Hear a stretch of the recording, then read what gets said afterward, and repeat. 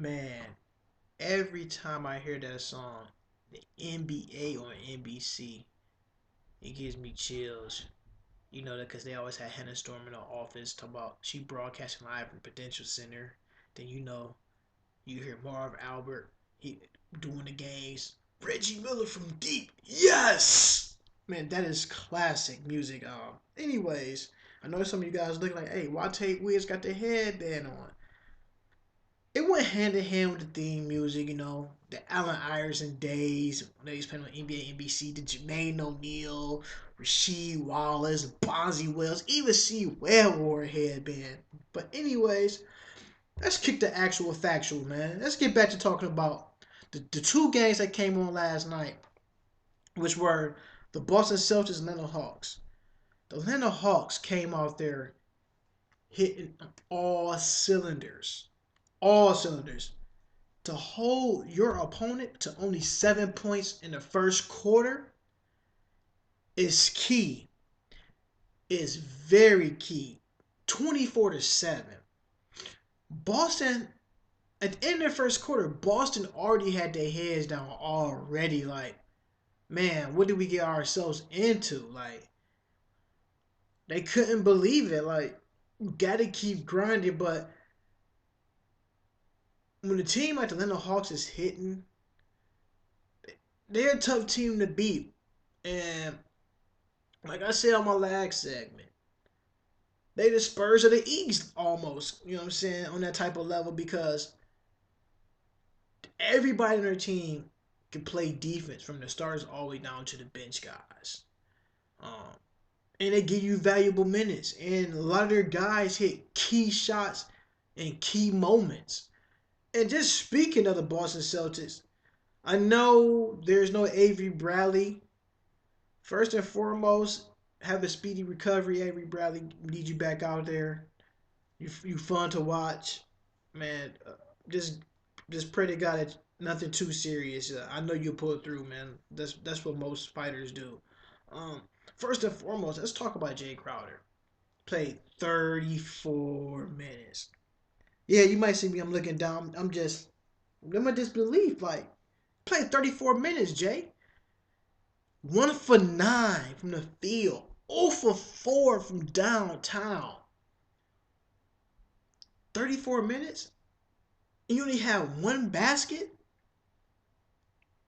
And the crazy thing, Marcus Smart probably outdid you too. He was 1 for 11 with 30 minutes. Man, I know a couple of guys right now at the playground. Some of these guys probably been playing basketball since 12 o'clock in the afternoon now.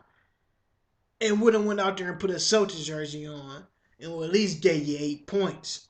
But you can't be out there. Both them guys combined together play what? Together, what? 64 minutes? 1 for 21 from the field? Yeah, that's. Can't do that in the playoffs, man. You cannot. You go hard or go home. That's all it is to it. And RJ Hunter played 14 minutes as well. I know people are like, who is RJ Hunter? He's one of the tall, light skinned guys. To me, he looked like Joe Kim Noah with a haircut. You know what I'm saying? And he was 0 for 3. Yeah, 14 minutes. I know, like, yeah, he only played 14 minutes, but at the end of the day, when you out there with 14 minutes, you gotta give me at least 2 points. At least two points. And just just seeing them guys after the first quarter with their heads on like they already lost. You can't do that in the playoffs. You showed your hand to the Atlanta Hawks like the Hawks look at you guys like, look at them, y'all. They down 24-7. They got their heads down. They're already waving a white towel already. We can't believe this.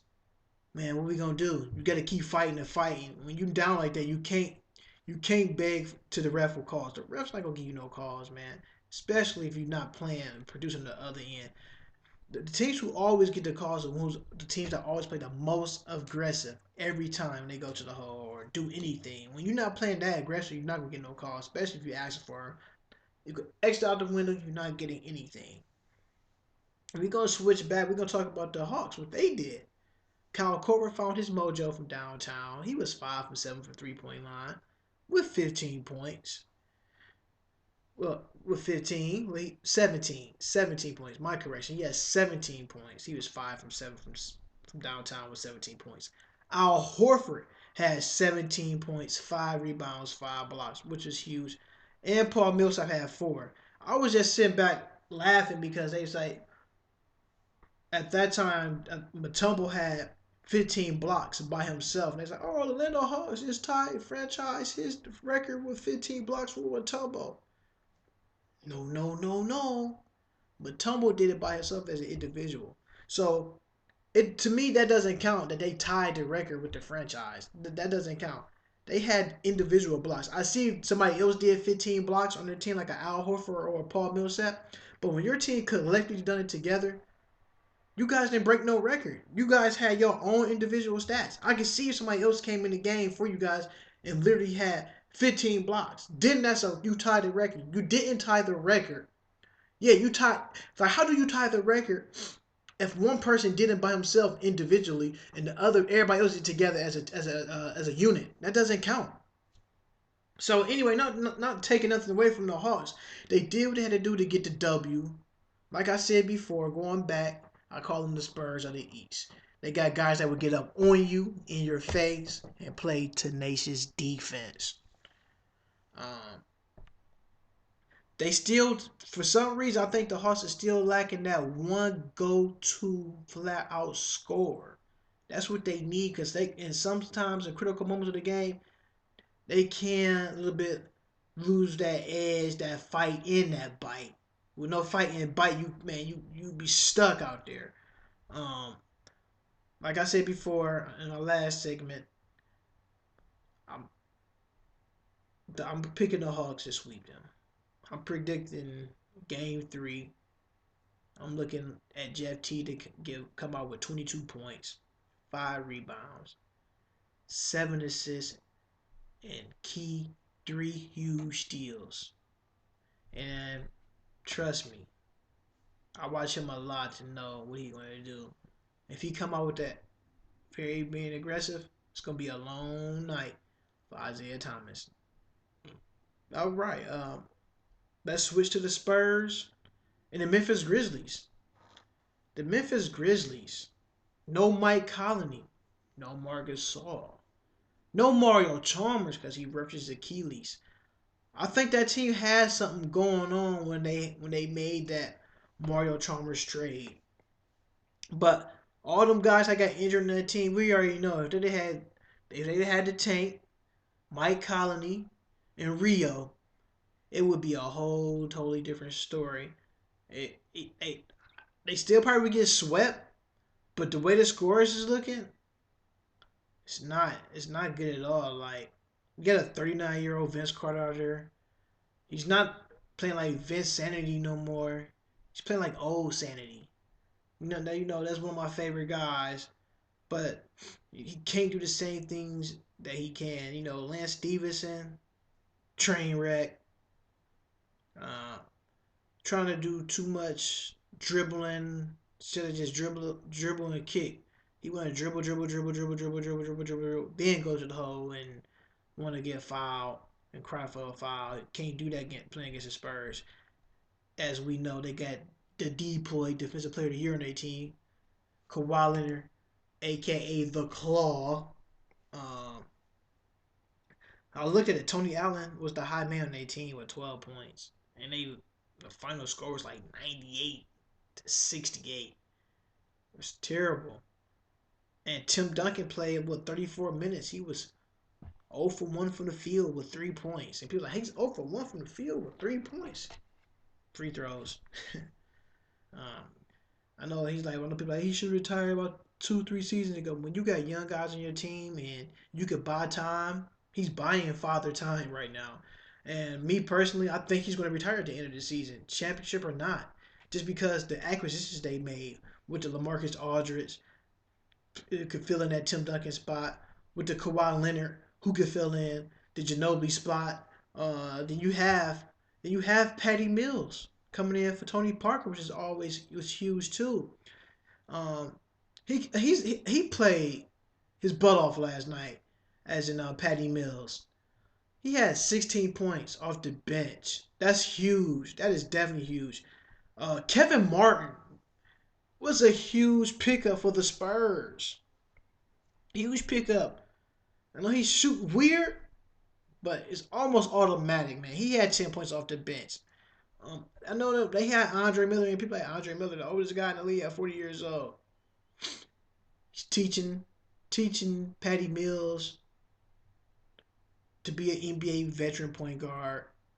So is Tony Parker. You learn something different from each player. So when you playing with players like that that have been in the league 13 plus years, like the Tim Duncans and the Andre Millers, I mean, you can learn a lot. Wisdom will take you very far in the league like that. And they never get credit when credit is due, but Popovich definitely coached his team up through the ranks.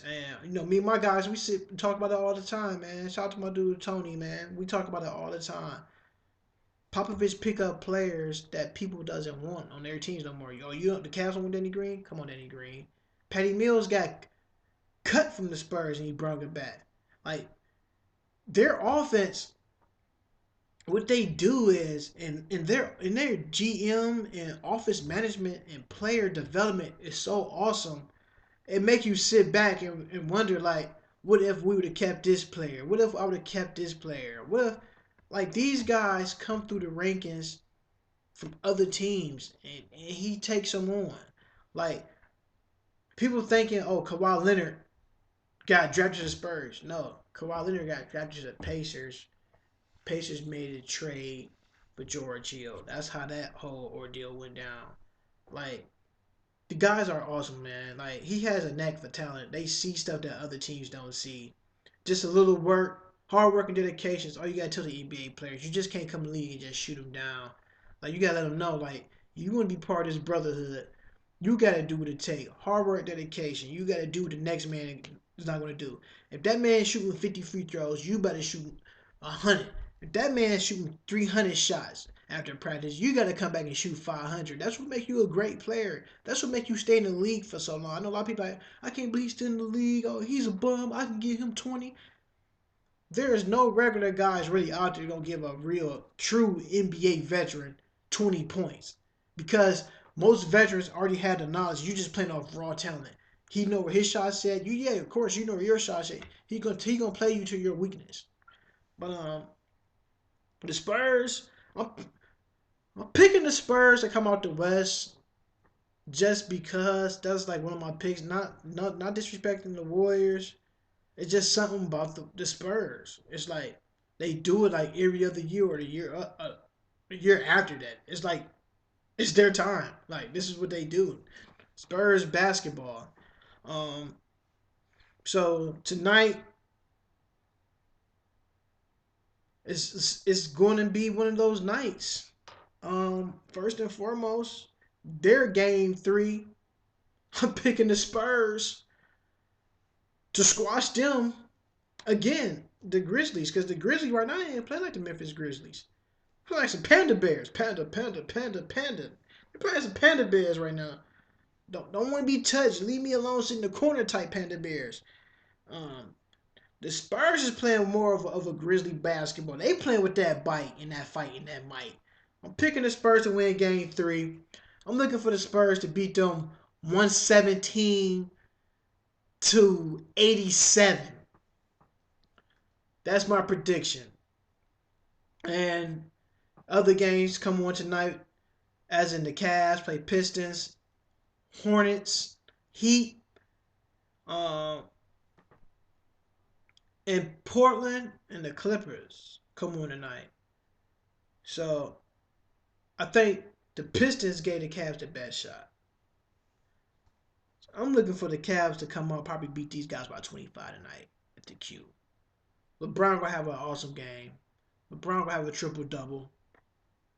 I'm gonna say 22 points, 11 rebounds, 11 assists, and 2 chase down blocks. A chase down block on Reggie Jackson. And I know Kevin Love had 28 points. 13 rebounds. I'm looking for Kevin Love to come out again tonight to do the same thing, but this time I'm going to give him negative 4 points. I'm going to give him 24 points and 13 rebounds. And I know Tristan Thompson didn't score last game either. I'm looking for him to come out and give me 6 points and about 11 rebounds as well, 2 with 3 blocks. And Kyrie Irving is the sleeper. So Kyrie might come out. If he can give me 18 solid points and 7 assists with 2 steals, you could book that for a win. J.R. Smith going to hit 5 threes. I'm looking for the Miami Heat in the Hornets game. I think the Hornets might bounce back and catch them. And they just win one and come back home. You get the next 2 at the Hive. I would be surprised if the Hornets do win this game tonight and pull off the next 2. Damian Lillard, if your team going to beat the Clippers, I need a 51 ball, but we know probably not going to get 50, but you probably end the game with 34. CJ McCollum got a hit too. Give me 21. If them 2 guys can do what I just said, can get me 34 and 21, they can get the win. But they can actually get 34 and 21 with a loss. So I'm picking the Clippers to win that game too as well. It's been real, my people. Check me out on my Twitter, Tay Wiggs, TAE_ baby, WIGGS. Remember, Cavs number 1 in my books, baby. I'm a Cavs fan. So if y'all got any questions, you already know what to do. Put your comments below in the box, man. I would love to answer some questions and comments, man. I love talking sports, man. We can talk anything, basically.